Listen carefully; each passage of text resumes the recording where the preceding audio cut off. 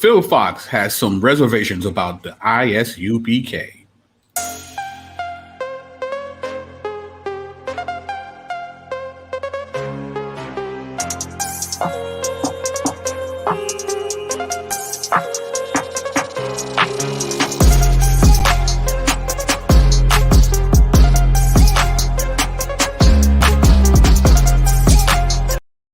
Yeah, what's going on, party people? The place to be. I go by the name of the BK Apologist, transmitting all the way live. New York is the city, Brooklyn is the borough. What's good? What's popping? Happy Thursday to everyone. And of course, we got to say what's up to the party people in the chat. We got Adrian Jones in the house. We got Rashard. We got Mr. Green in the building. We got Tyler Lott. Man, it's so good to see you guys. We got CMB, the ambassador, on the check-in. Yeah. Talking about, and of course, as always, if you haven't already, please like, share, and subscribe. Please share the link. Tell a friend to tell a friend that it's him again. And if you are so inclined to support the ministry, you can hit me on PayPal. Or if you'd like to become a monthly supporter, you could become a Patreon. So That's right. That's right. So, ladies and gentlemen, we have, one of UA's finest, on the platform today. Of course, we're talking about the real American, Mr. Phil Fox. What's going on, sir? What is up, family? It's good to be here. This ever important topic of Hebrew Israelism. And so we're looking to take out some false doctrine today. So, sir, good to be here. Now, let's have a 1,000-foot view of this specific camp of Hebrew Israelism, because the Hebrew Israelites are not a monolithic group, right? There's various factions, different, ideologies. Some believe Torah only, some believe in both, some, they differ on their views of the Messiah, so we don't want to put everybody in one box, right? But today we're talking about one of the more older camps, which is Isupk. So for that, let me share my screen. Just give me a minute here. All right. Okay, so let's talk about these guys real quick. The Israelite School of Universal Practical Knowledge, Isupk, is an American nonprofit organization and Black supremacist extremist religious sect based in Upper Darby, Pennsylvania. The group is part of the Black Hebrew Israelite movement, which regards American Blacks as descendants of the 12 tribes of Israel. The Southern Poverty Law Center has designated the Isupk a hate group, citing its extremist ideology and Black supremacist rhetoric. The group is a part of the One West Camp movement, an offshoot of the Israelite Church of God in Jesus Christ, and uses a variation on the former name of that group alongside numerous other sects and organizations within the Black Hebrew Israelite movement. Isupk expounds extremist, Black supremacist, religious, anti-Semitic, and anti-white racist beliefs. So this is specifically about the Isupk. Now, they believe that Blacks, Hispanics, and Native Americans are the 12 tribes of Israel, and that somehow they have forgotten the identity, and it is now time via this camp to awaken to your nationality so that you can embrace being part of Israel, so that you could be ready for the retribution that will be laid out against Esau, aka the white man, so that one day they will be in power, right? So that's the basic umbrella. Now, within the Isupk, they have a specific focus now that really targets the Native American population. Right. And that's why, I have my good friend, Mr. Phil Fox, here to talk about that a little bit. But before we get into the nitty gritty, Phil, if you could just talk a little bit about you, who you are, your heritage, just so people get a better understanding of why this is such a concern for you. Yeah. Well, the biggest reason is because most of you who have any interaction with me already know that I'm Native American. And so I come from the Mandan, Hidatsa, and Arikara tribes, a northern plains tribes out of North Dakota. And actually, this is our tribal symbol. This is on our flag. And we were actually established. Our reservation and our current lands were established by the 1851 Fort Laramie Treaty, which was later revised by the Dawes Act and taken down. So our lands were shrunk by about 85%. So so we're well aware of the atrocities that happen to Native people all across these lands, and so I come from that cloth. I was born and raised on the reservation. That's a key point, on the reservation. So I was engulfed in the culture. I understood the culture. I lived the culture. I understand the life ways, and also I understand a majority of the ceremonial ways. I've helped participate in some of those from time to time. I have family. I have brothers who are very traditional in their belief system. I have grandfathers who are medicine people. Some grandmothers who are and were medicine people. I have people in my family very close to me who are what we call pipe carriers. So they carry the sacred pipe and they take care of it, and they sort of keep that lineage going. And these are ancient pipes. They've been passed down from generation to generation to generation. So some of them are very old, and some of them are very sacred. So these are just some of the things that I've been exposed to throughout my life, and I have this understanding of these different life ways, and so that's why it's so concerning to me when there's a group that is trying to come in and trying to, in essence, tell me who I am. It doesn't match up with my understanding and the things that I know to be true. And so it seems like there's a disconnect as far as some of the things that they're saying, and it's not just ISUPK. There's other groups that are doing similar things, but this group in particular, ISUPK Res, has created essentially an offshoot to target, and it was actually BK Apologist who brought this to my attention. And as I was looking, one of the tags that they have is actually my home reservation. So then it became personal. So that's a little bit of the background and why this whole thing is so important to me as far as debunking some of this stuff.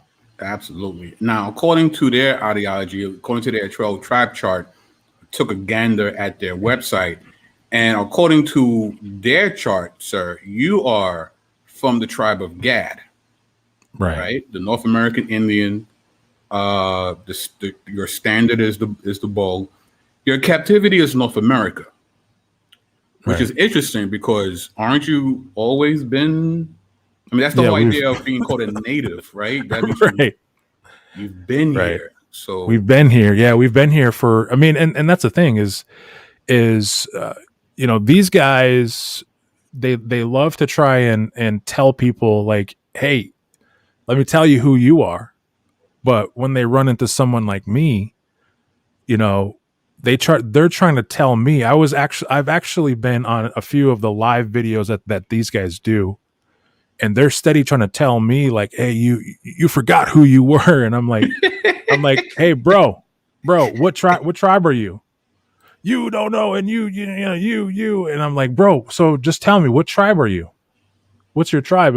And so I continuously try to push on them to be like, hey, what tribe are you? And here's the thing though, is it's funny because, come on, man, you're the biblical justification to try to classify me as tribe of Gad I mean, we were more than just and that helps me further know that you have no clue as to you're studying this. I'm going to say it. You're studying this from the white supremacist idea of what Native Americans are, because you're trying to use the same rhetoric that was told. You're trying to sell us as nothing but savages.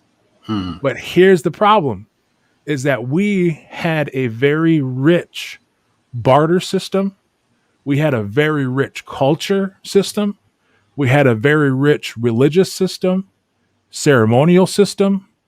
We had a very rich even eschatological system, because it was not only, and see, ours was a very real physical thing, because most tribes looked and stewarded forward for generations.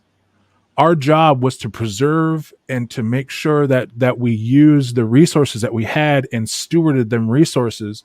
So tell me, what about any of that I just said implies just pure savagery? Because the fact that you're trying to sell us that we are just simply these savage people who are running around, because I mean that's literally in one of the passages, and I was on or actually no, vocab was on my channel and we were going through some of these things that these guys try to sell us as. And one of the characteristics is that we were quick like the deer, and we had bows, and we were good with bows and arrows and stuff. Not all tribes used bows and arrows. Not all tribes used. Yeah. So, I mean, there was all kinds of stuff. Actually, there's one of our main things was we used the war clubs, and we used like battle axes that had heavy rocks at the end of it. Like our main thing wasn't bows and arrows, because we came from the prairie. So a lot of the stuff we had to trade for. We had to reuse and recycle, and even now, like there's some trees and stuff, like the trees and whatnot aren't native to the prairies. So again, like all these tribes are not monolithic. Right. So therefore, that shows me and tells me that you're doing nothing but reading a textbook and probably looking at Wikipedia, and these are your sources. Right. So when they come, because one of their arguments, the way they try to lead people in is, when it comes to people of color, it's like, well, you don't know who you are. Your identity has been stripped from you. So basically, we're here to fill in the gaps. That's kind of hard to do that with a Mr. Phil Fox, right? Because you pretty much know quite a bit of your ancestry. And in fact, I think that you have a couple of photos that you could share to talk a little bit about your ancestry before we get into the meat of this video. But yeah, let me get this queued up. Maybe I can. I was hoping I can get this a little bigger. We got Michelle Turner to check in. Yeah, what's going Sister on? Michelle. Yeah, I was. Why are you doing that? I was telling Phil behind the scenes, man. I can't wait to see him actually like walk up to one of these camps and have them ask him, "Do you know your nationality?" Like I'm dying for them to ask Phil that, because Phil goes back with his genealogy. Like he actually knows his people, Right. So, I mean, how far back you can go, like offhand? I can go. Let's see. The picture I'm going to show you takes me back 6 generations. Wow. So here we go. All right. Here we go. And who is this amazing fellow? Yeah, this amazing fellow here is this is my 5-time great grandfather, Black Hawk. And from him, there's, I think, according to, because he had two wives, and so with each wife he had I think his first wife he had, actually, let me double check here, because so he had Black Hawk and Mink was his first wife, and they had 1, 2, 3, 4, 5, 6, 7, 8, 9, 10, 11. They had 12 children, and with his second wife, Different Cherries, they had 1, 2, 3, 4, 5, 6, 7, 8, 9, 10, 11. Wow. So he had over 20 children. Wow. And so, Busy man. yeah, he's busy dude. And see, and the thing is, this sort of brings me to, one, like another point, and this is sort of off topic, BK, so I apologize, but one of the things too that we did things out of survival, and this modern idea of race didn't apply to these people. And so one of the things that I hear often is, talking about, well, what about the Black Indians? What about Native Americans with these Black features and whatnot? And so, like I said, again, that further shows me, fam, that y'all are operating under a faulty ideology and faulty understanding. Because, see, for most Native tribes, we did not go by blood quantum. We didn't go by who we simply went by cultural. And so in the West, there is no Black features of any of the tribes. In the East, where there were slaves, there's plenty of tribes that have people that have their people group have Black features. Mm-hmm. And so the thing is that we didn't recognize, and we would adopt people from different tribes all the time. People might get excommunicated. They might get left behind. They might be wandering. We weren't savages. Right. See, again, the implication that, so ISUPK is operating under the white supremacist ideology that we were nothing but savages and we were lost and we didn't understand who we were. So again, ISUPK Res and ISUPK proper, y'all are sold out to white supremacy, just to let you know. Because you keep operating under this. So this is a tell.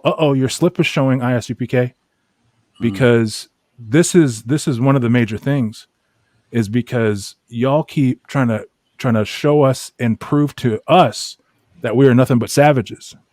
But see, the thing is that we would absorb people from other culture groups, like freed slaves or escaped slaves, and they would find a safe haven within the tribe. And guess what? They would intermingle with the tribe, and they would have babies.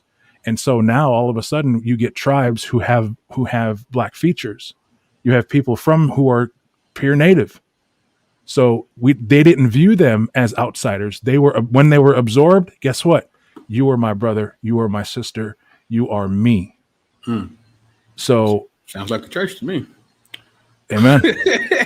Amen. But so let's look at the ISUPK Res. So they have the online classes, right? This is from their Facebook.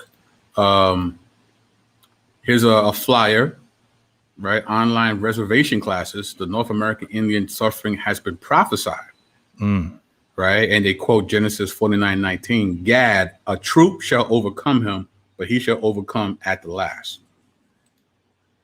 Here's another flyer for their ISUPK Res, right? Right.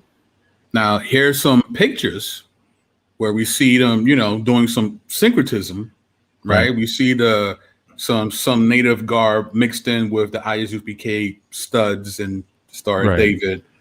What particular design? What tribe are they infusing this with? Well, see, I don't know.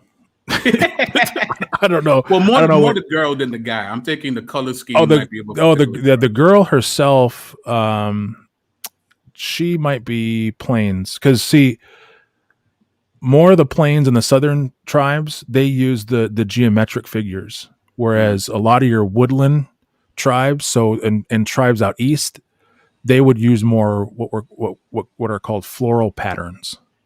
So that's one way, like you could tell if someone is sort of more from, especially the woodland tribes, because so like the Anishinaabe or the Ojibwe, or the I just lost the other term that they're called, but the Ojibwe tribes, they call themselves the Anishinaabe, and so they are one of the more bigger tribes, the Potawatomi, that are in that are originally from the Michigan area where I currently now live. So those are more of the woodland tribes that lived in the heavy woodland areas. So and then a lot of the plains tribes, like the Sioux, my tribes, the Blackfoot, the Shoshone, and even the Shoshone themselves, they're more you're getting into the mountain tribes and the tribes of the Pacific. But a lot of those tribes from the West would use some of the more geometric type designs to their beadwork and patterns. So, and here's another photo. The caption here has sister from the Lakota Nation. For all you that don't know, our people come in many colors. Get off colorism. That's a colonized philosophy. The Lord called his people a speckled bird, which means we come in many colors and varieties. It's time we truly unite, and that's what we're doing in the Isupk. No cowards. Right. I would tend to agree with that. I mean, not everything, has to be hostile towards each other. Right. Like I would agree with that. There, like I just done explaining, there is a lot of different people that would be considered tribal, who are tribal by association. Right. Right. And here's another flyer. You want change on the res? UPK is that change.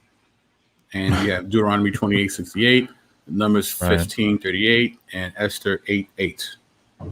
And again, I really don't know how they could bounce and flip Deuteronomy with the Native Americans, because you've never been, now you've been killed on your land, right? But you've never been like taken from your land on boats, right? So I don't. Right. Yeah, and see, that's the thing is I've actually heard some of them say, "Well, don't you know that some of the people were taken back over to England?" Yeah, that's right, but that's after we were captive. That's after we were. That's after we were enslaved, and so that's England is now, Egypt. Right? I thought America was Egypt. So now right. America and England, right? Right. So yeah, so a lot of the doctrine and stuff that they try to flip, and One West. Right. This is the general himself, John Johanna, wearing some sort of breastplate. Can you? What is he attempting to wear?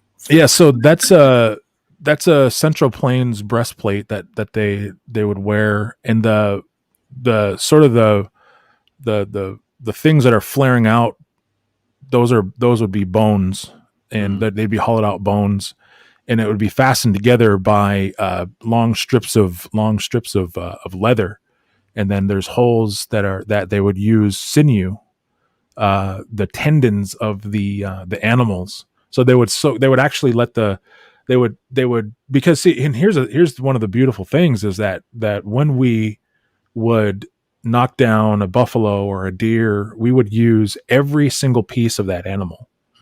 So we would use the horns. We would actually use those as cups to transport water. We would actually use the bladders themselves. We would clean out the bladders and stuff, and we would use those as to carry water back to camp and those types of things. And the antlers, of course, we would use those to sort of till the ground, and the bones would be used for different types of weapons or tools. They'd be used to create knives and those types of things out of flint. So we would use every portion of whatever animal it was that we would knock down. So again, it all goes back to stewardship, right? So it's not just pure savagery, right? It takes some intellect. It takes some industriousness. It takes some ingenuity to be able to use every single part of this animal so nothing goes to waste. Right. I mean, shoot. I mean, they would even use the hooves to help create paints and these types of things. Mm. So, yeah. So there's a lot of these different things that they would do. So, but yeah, that was a traditional Plains tribes breastplate to help against any kind of blow. Because I mean, you got to think in these times, they weren't lining up like like you think of, back in let's say 300, right? The movie 300. Right. We'll the arrows were so many that it blotted out the sun. Like, Right. no, they didn't have that type of resources. So they were more worried about, they weren't so worried about an arrow coming in. They were worried about some blunt object hitting them, Right. and so those are the types of weapons. So our shields were literally just, they would be like a piece of rawhide that would be, some sticks that were sort of fastened together. So, but you see, you knowing this, you being able to break this down, clearly your culture has been preserved. Right. Clearly, who your people were, how they did warfare, how they hunted, how they ate. Like this was not lost information. Right. So for them to say that you don't know who you are and we're here to wake you up, right? And you and a large section of Native Americans clearly know who they are and their history and culture. Right. Yeah, and that's one of the things too, BK, is that after a closer look to their own personal Facebook accounts and stuff, I can tell that these guys aren't going to the reservation. They're not going to people groups who actually would know. They're not. So I guess the better way to put it is they're not going to the cultural centers. And some of it, and this is just speculation, so I'll say it with that premise or that preference, or that preface, excuse me. I believe that that's by design, because I do think that if they try to sell this rhetoric to a medicine man, right, they'll be laughed off the reservation. Because you go to a reservation, a cultural center, because that's typically, like, yes, there are pockets of what some, and yes, unfortunately there sort of is a kind of a divide between urban natives and reservation natives. And the reservation natives, because they are in the cultural centers, because that's where all the elders are, that's where a lot of the stuff is preserved, are in the cultural centers. Some of the folks that are off on the reservation, and I'm even feeling that now, because I'm trying to teach my children about our cultural ways, but it's hard to do that because there's nothing of our culture here. So there are these lapses. So if, let's say, ISUPK ran into one of my kids, they might be vulnerable because they don't understand and they haven't lived within the context of these cultural centers. So that's where ISUPK is really focusing and honing in on these people who might not actually really know precisely who they are. Because just like you said, there are these cultural centers on the reservation. I mean, shoot, there's places even in the Navajo reservation where some of the people don't even speak English. Wow. So that's all they speak. On the Crow reservation, it's not so much that way now. But on the Crow reservation, I remember playing against some of playing high school basketball when I was growing up. I remember playing in tournaments during the summer, and they would be talking to each other fluently in their own language. And we'd be like, wait, what? And so they would be calling out plays and alley-ooping, and we wouldn't have a clue because they were speaking in their own language. And so there are these like you said, this preservation of culture that does exist out there. And it's actually more so because there's more people living, that natives that are living on the res, that will understand and know their culture. But not only that, a lot of the people that are out in these city places, a lot of them do go back to the res to understand, to participate in celebrations or AKA powwows. Right. But see, that's the thing is that ISUPK, they call themselves res, but I doubt that they're setting foot on the res. So basically, they're picking off the low-hanging fruit when it comes to the native population, those who actually don't know and who are not tapped into the culture, right? And one of the ways they do that is using certain artifacts and claiming that, these are lost artifacts that prove that, the natives are ancient Israel. And there's a short video that we want to break down where they actually go and use these alleged ancient artifacts that's found in America that's supposed to give credence to the idea that the native is really part of the 12 tribes. Right. So now before we do that, let me hit them with the fair use warning. Federal law allows citizens to reproduce, distribute, or exhibit portions of copyright motion pictures, videotapes, or video discs under certain circumstances without authorization of the copyright holder. This is called fair use and is allowed for purposes of criticism, news reporting, teaching, and parody, which doesn't infringe of copyright under 17 USC 107. And we'll definitely be critiquing. So with that being said, bro, if you can share your screen, you can play that first clip for us. All right. So here's what I'm going to say. ISUPK, I don't want to hear no whining because y'all been talking about my people. So if I see any whining, I'm going to call you out. For real. So no whining, no crying. These guys are using my video. Nah, fam, none of that. Because y'all been using my people for y'all's videos. So let's be done. Let's get it. All right, here we go. All right. You want me to go big screen? Yeah. Right. And you click the audio box, right, before you share it? Yep. All right, so, cool. All right. Yeah, let me know, fam. Make sure my computer is a little bit. I'm running an old school joint, so. There you go. Nice. Yeah, we can't hear it. Can't hear it? Dang. Can't hear it. That's the thing. Come out of screen sharing, and right before you screen share, there's going to be a box below that says like audio. You click that. Yeah, I did. Make sure it's just not lagging. Now today, we're going to talk about archaeology. We're going to bring out a certain artifact that was found in the late 1800s. You understand? In the Ohio area, right? It's known as the Ohio Decalogue Stone. The Ohio Decalogue Stone, and you'll see on your screen, there was a box. It was like a box.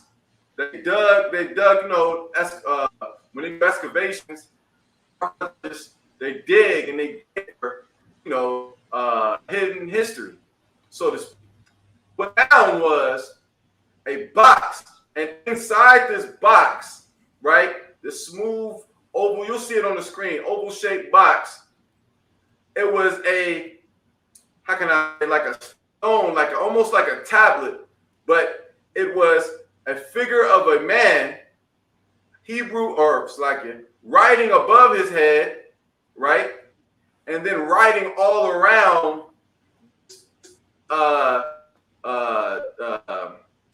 finding, if you will, right? This stone, right? This small stone, not too small, not too big, a little bit bigger than the average man's hand. Now this stone, archaeologists couldn't believe what they found in native Indian territory. You understand? They found something so heavy that on this stone, as you'll see, is a man with an afro or a quote unquote fro, right? And above it is the Hebrew word Masha, which translates to Moses. Now, Moses, if you read in the book of Exodus, was the man who was chosen by God to deliver the children of Israel out of bondage. Now, from there, they said, okay, what is this writing on the rest of this stone? It was Hebrew. It was a form of Hebrew, ancient Hebrew. You understand? And what was was that it was the 10 commandments written within and without of this tablet, and figured as holding 2 tablets, which represented the commandments, and Moses' name above the figure who was to be Moses.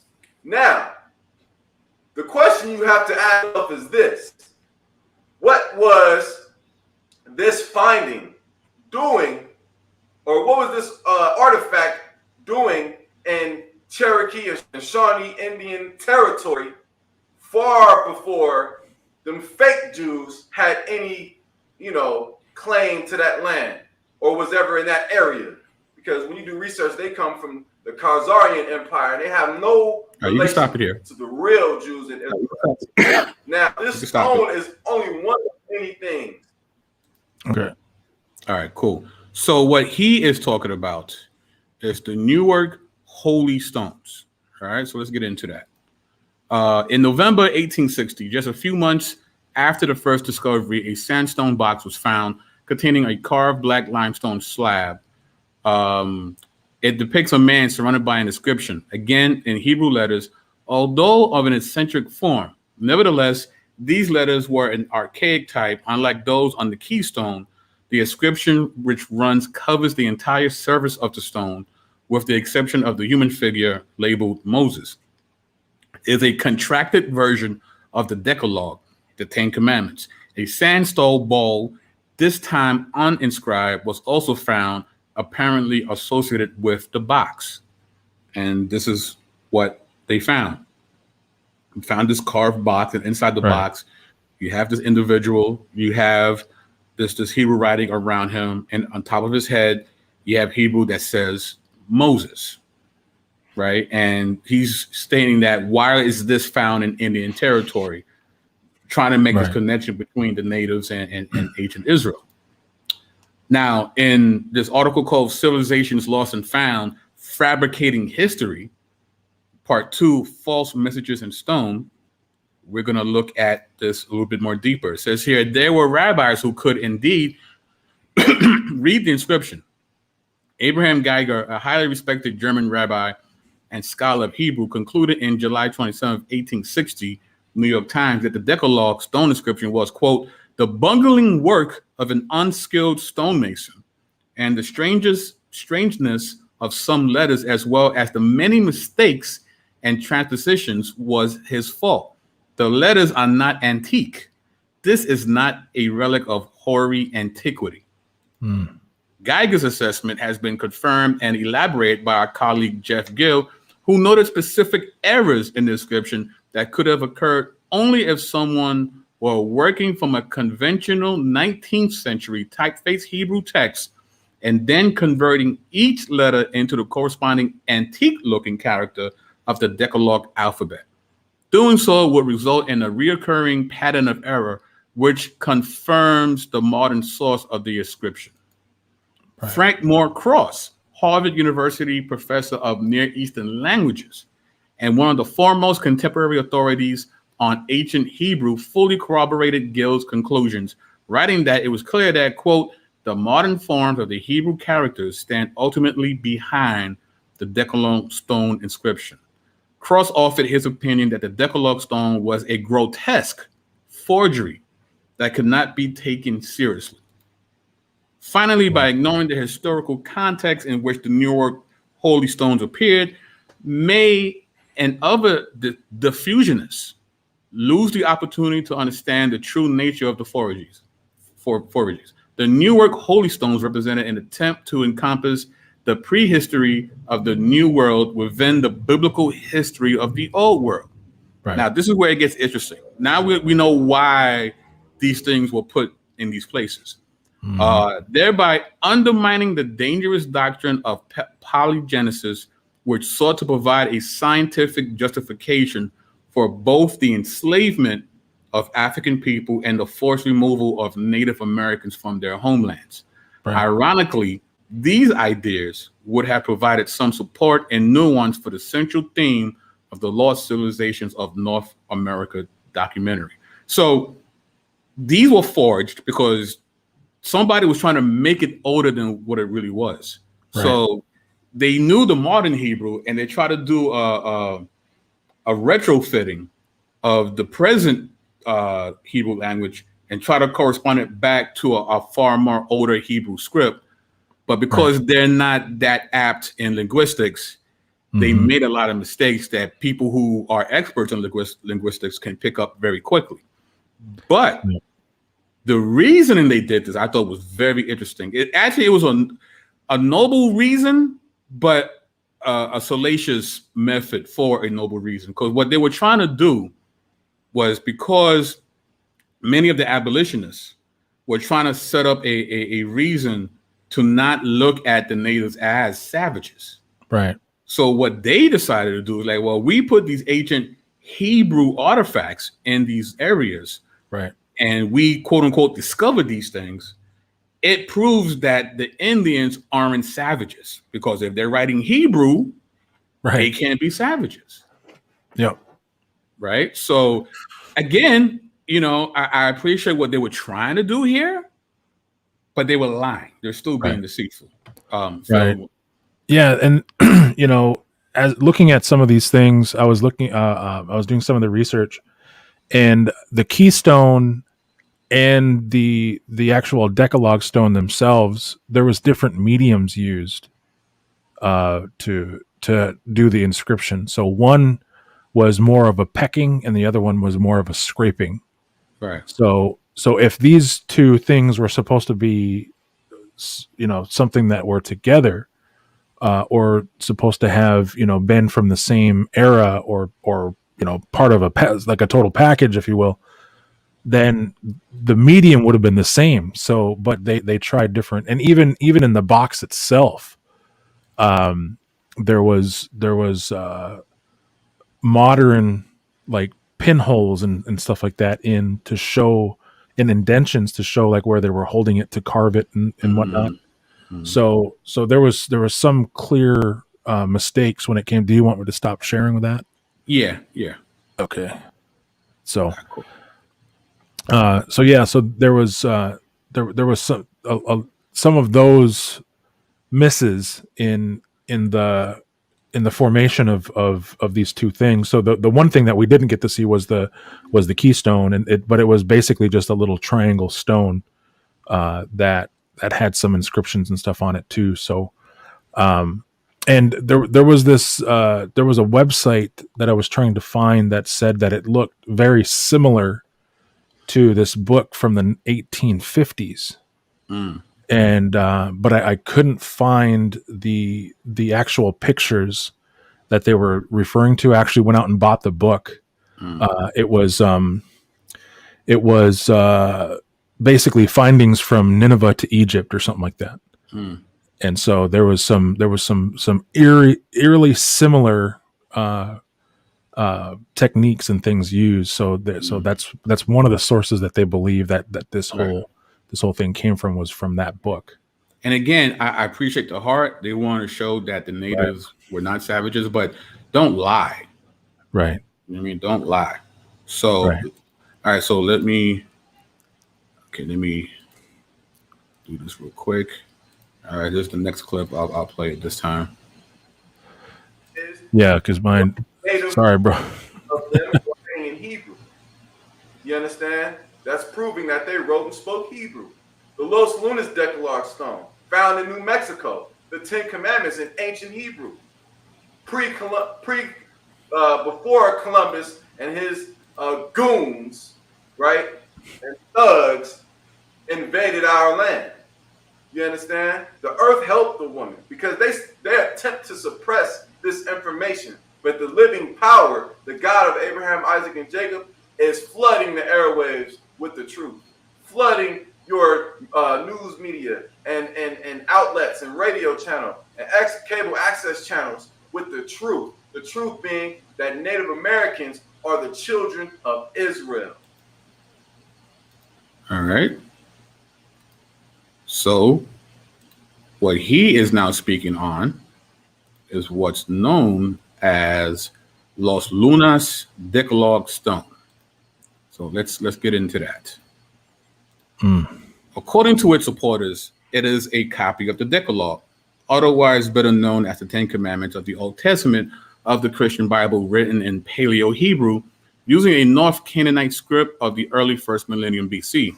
Some proponents claim that it was as early as 1000 BCE. According to the claims, the inscription is very ancient. Tests conducted in the 1980s by the consultant geologist and mining engineer George E. Morehouse, a geologist with the Arrowhead Uranium Company, are said to have confirmed that it is between 500 to 2,000 years old. These tests consist of measuring the polish produced on the surface of rock by wind-blown sand, the so-called desert varnish. However, the technique is highly suspect. And with the wide range of dates suggested by, it gives rise to considerable disquiet about its accuracy. Morehouse, a member of the Epigraphic Society, was also able to compare the inscription with nearby graffiti of the 1930s and was able to confirm that the inscription is older. And here's another picture of the Decalogue. Okay. Problems with the inscription. If these claims about the inscription are correct, then it shows extraordinary carelessness. The Decalogue is one of the best known passages of the Bible, and for anyone whose native tongue was Hebrew, it ought to have been all but impossible for the inscriber to make elementary errors. They did, though. In some places, the text is abbreviated. This is not unusual in ancient inscriptions, but in something so important as the Decalogue, it is surprising. The writer also changed the word order from the original Hebrew, something a person who believed in inspired and unchangeable nature of the supposed words of Moses would never have done. Right. Equally damning is the inscriber's use of what is known as a caret. Right.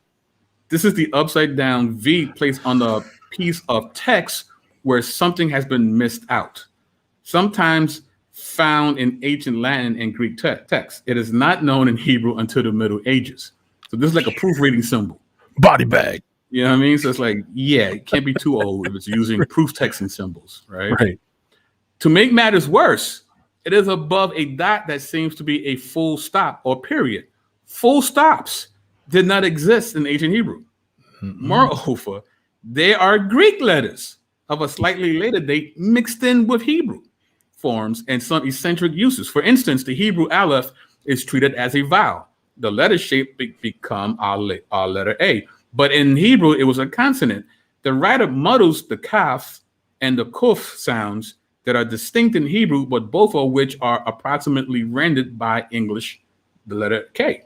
The inscription uses Greek delta, zeta, kappa, reverse, and tau in place of their Hebrew counterparts, Delef, Zayin, Kaf, and Tar. According to its supporters, this is evidence of a Greek influence. The greatest problem is that the inscription uses an archaic form of Aleph, also the letters Yodef, Kof, and the flat bottom Shin are said to be Samaritan in form. So this guy's mixing matching everything. Right.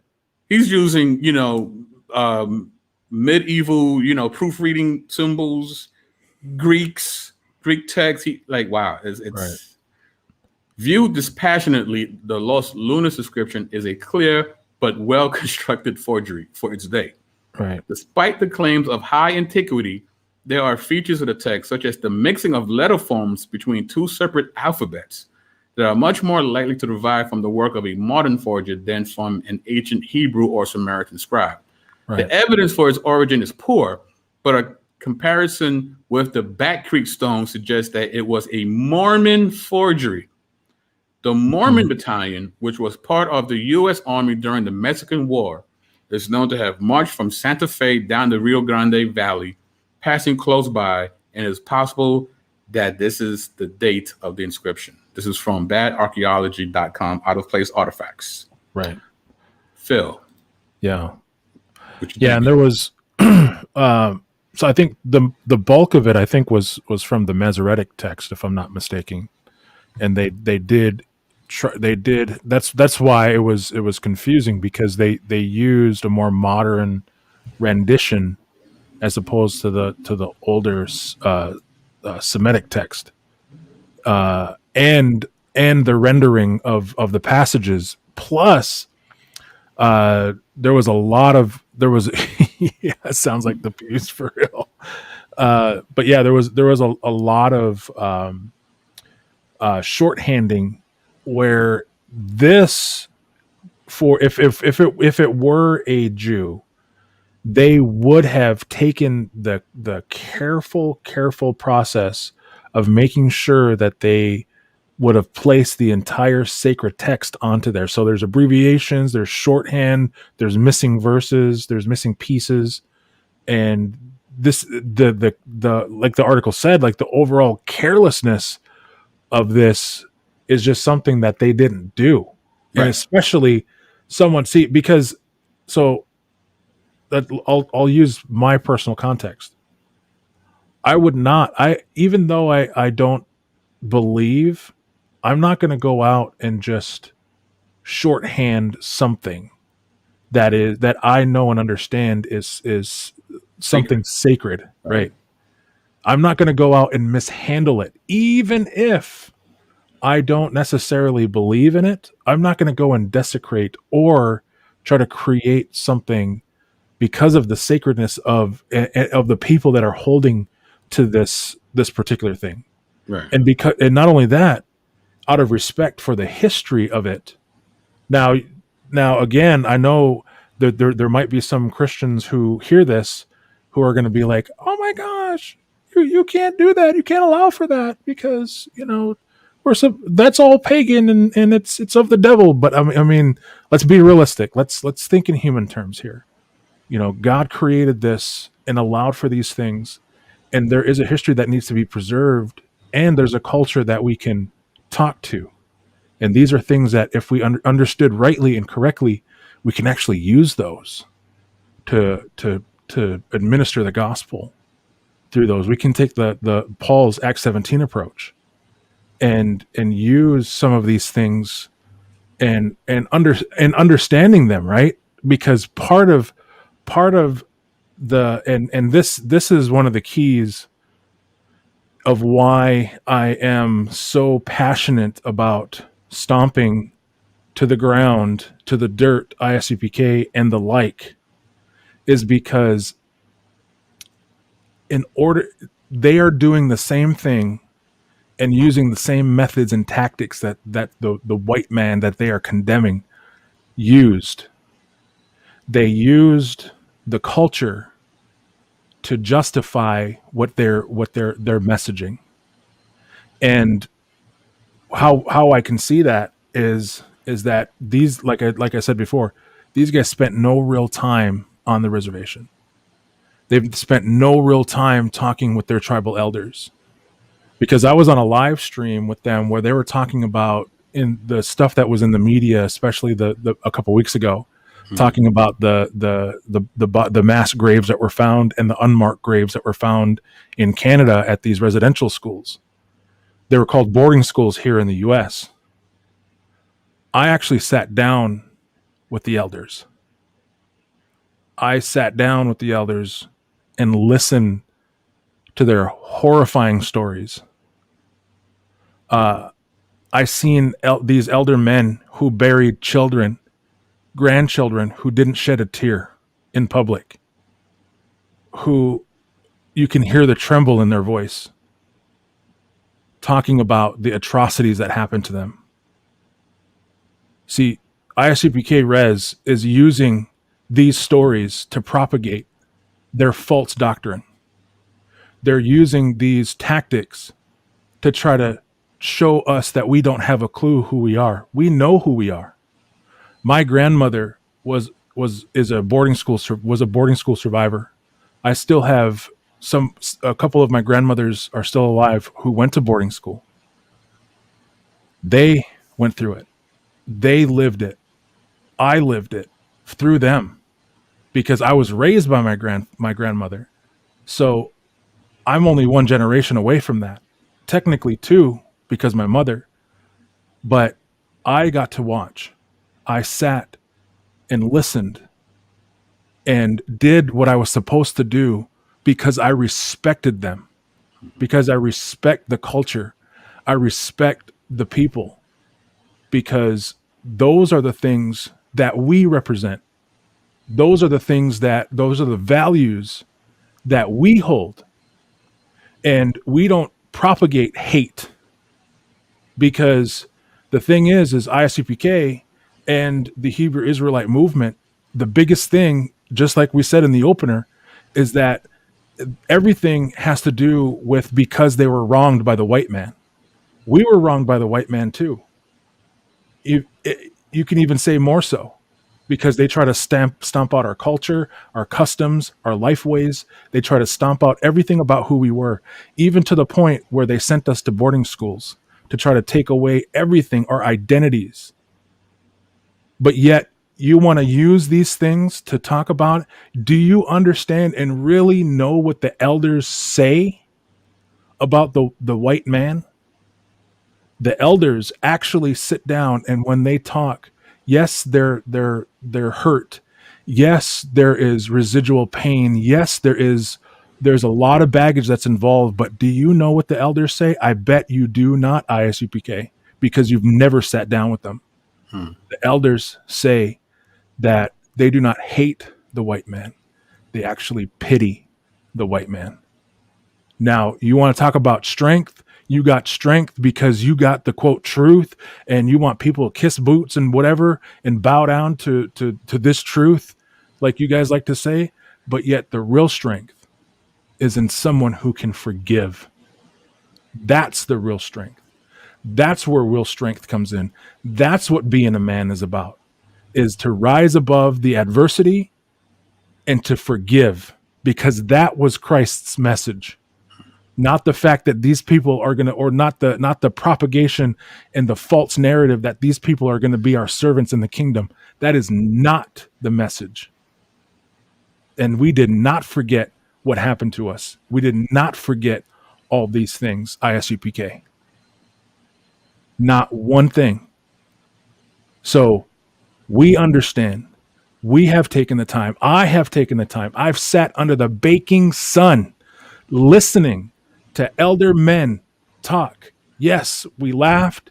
I've even seen them cry, sitting by the drum, singing our traditional songs. How many songs do you know, ISUPK? How many songs? What tribe are you from? If you're Hispanic, you're a Mexican, what tribe are you from, even if you are from Mexico? Because there's tribes down there too. Right. We're all related according to the old life ways. Because the Sioux have a saying after they get out of sweat, or after they're done with the ceremony, they say Madakiasi. And that means we are all relatives, or all my relatives. And so that's the thing, is that so ISUPK, if you want to keep this up and you want to keep coming at this, the thing is I dare you to do your homework. I dare you, because I guarantee that you cannot go to the res with this type of stuff, because you will be laughed at by the medicine men. You will be laughed at by, yeah, you will. They will, bro. They will. They'll be laughed at by the tribal elders, because all this stuff. And I'm sorry, bros, you gotta step up your game. If you're gonna try to be dressed in a native garb, you gotta do a little bit better. You gotta stop getting your stuff from China. Oh. Let's get some for real stuff. Oh.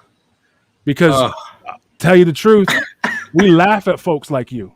Oh. Those who are on the res, we understand, and we can tell from a mile away when a person who is trying to be one of us. Wow.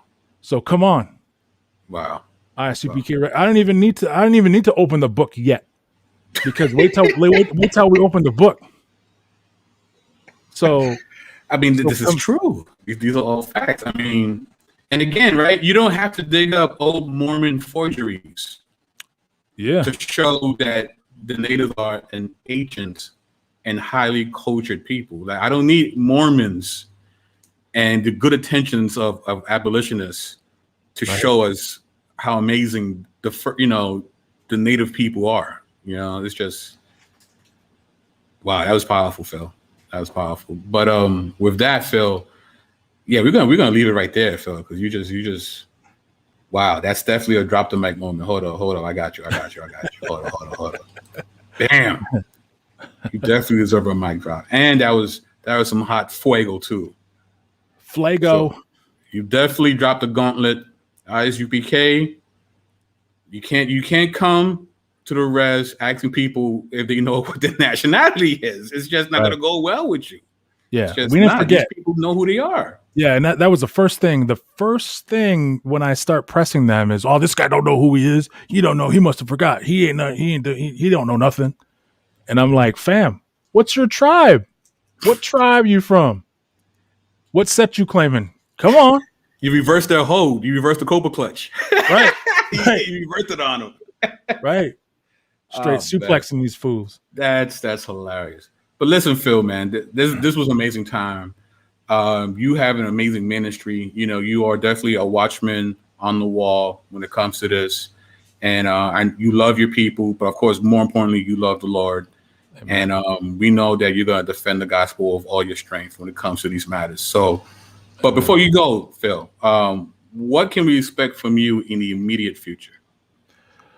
Well, actually, I'm sort of on a break right now for my own channel, so I'm just going to be sort of bouncing around the YouTube streets, and I did forget. Isupk, y'all need to remember who y'all are messing with. Y'all, my native name, and that's the other thing, is what's your native name? My native name is Defeats the Enemy. Yikes. Come on. Yikes. And with that, it is Mr. Phil Fox, BK Apologist, signing off. Peace.